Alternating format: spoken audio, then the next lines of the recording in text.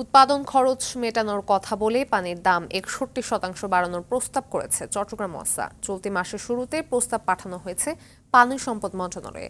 তবে পানির গুণগত মান বৃদ্ধি না করে দাম বাড়ানোর এই প্রস্তাবকে অযৌক্তিক বলছেন ভোক্তারা। চট্টগ্রাম থেকে স্টাফ রিপোর্টার সাইফুল মাহমুদের তথ্যছবিতে সাইদ মাহমুদের রিপোর্ট। ১, ২, ৩ ঢাকায় জমি জিতে নিন ১০০% ক্যাশব্যাক সহ ২০ কোটি টাকার পুরস্কার। নতুন প্রস্তাব অনুযায়ী আবাসিক সংযোগে ১,০০০ লিটারের প্রতি ইউনিট পানির দাম ১৮ টাকা থেকে বাড়িয়ে ২৯ টাকা করা হয়েছে। অন্যদিকে বাণিজ্যিক সংযোগে ৩৭ টাকা থেকে দাম বেড়ে হয়েছে ৫৯ টাকা ৭০ পয়সা।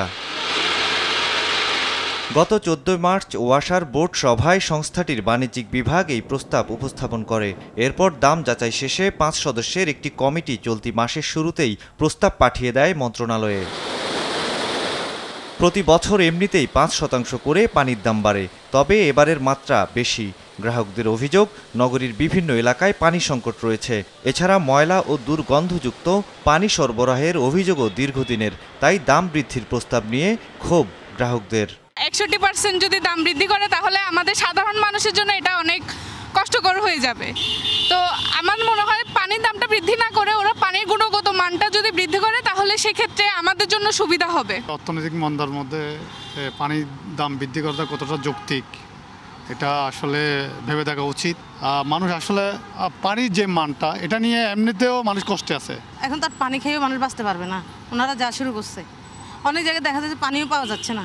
তো ওনারা যে মানে প্রসেসটা নিচ্ছে ওটা আসলে আমার মনে হয় ঠিক হচ্ছে না। ওনার পানির গুণটা বাড়ায় দাও, ওখানে ধরেন যেটা প্রসেসিং আছে ওটা ঠিক করুক। ৬১% বাড়াচ্ছে, এটা না বাড়ালে সবাই উপকৃত হবে।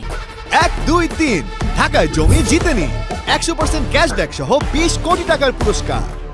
ওয়াসা পানি প্রতিদিন আসে না, ওই এখন যে জায়গা করছে ওইটাও বন্ধ থাকে। এখন দামও তো অনেক বেশি।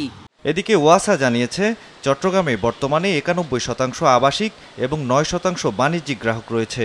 প্রতি ১,০০০ লিটার পানির গড় বিক্রয় মূল্য ১৯.৭১ টাকা, কিন্তু পানির উৎপাদন ব্যয় ৩১.৮ টাকা। প্রতি ১,০০০ লিটারে ১২ টাকার এই ঘাটতি পূরণ সহ আনুষঙ্গিক কারণেই পানির দাম বৃদ্ধির প্রস্তাব করা হয়েছে। প্রতিষ্ঠান যে সমস্ত লোন সরকারের কাছ থেকে নিয়েছে, বিদেশের কাছ থেকে নিয়েছে, এগুলো আমাদের এই বছর থেকে পেমেন্ট শুরু করতে হবে, কারণ পূর্বে আমরা অনেক লোন নিয়েছি সেগুলো। তো এই শুরু করতে গেলে এখন আপনি যখন এগুলো দিতে যাবেন তখন আপনি এই অবস্থায় এই রেটে আপনি তো ওয়াসার খরচই চালাইতে আপনার কষ্ট হচ্ছে, সেই ক্ষেত্রে আপনার কোনো রকমই সম্ভব না।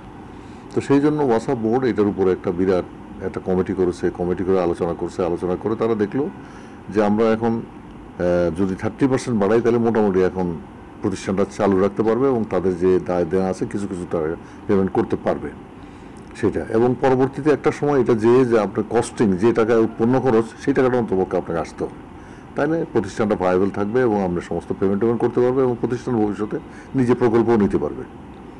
সেই হলো মুখ্য উদ্দেশ্য হলো এটা, যে এই প্রতিষ্ঠানকে স্বাবলম্বী করে তোলা।